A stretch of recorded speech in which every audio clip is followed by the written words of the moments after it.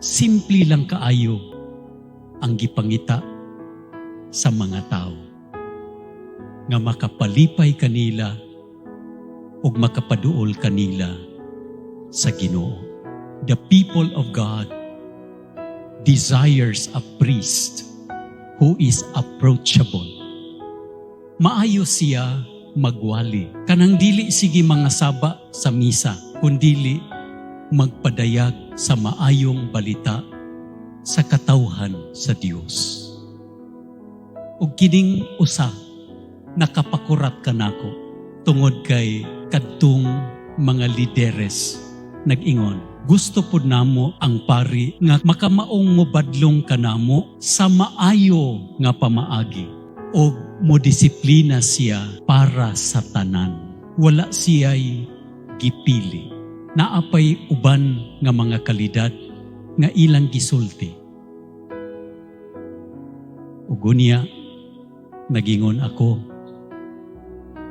lisod man pangitaon kini nga combination. Mura og si Jesus raman siguro ang mo qualify ni.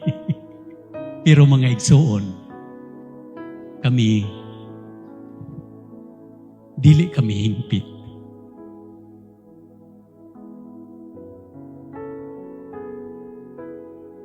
God will be sending you imperfect priest. But He is also sending the priest who is imperfect to an imperfect community.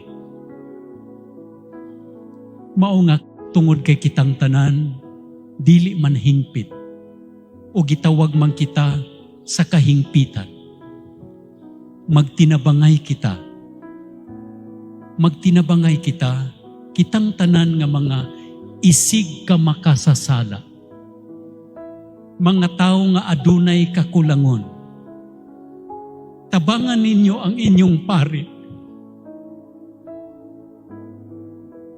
Sama nga ang inyong pari, mutabang kaninyo.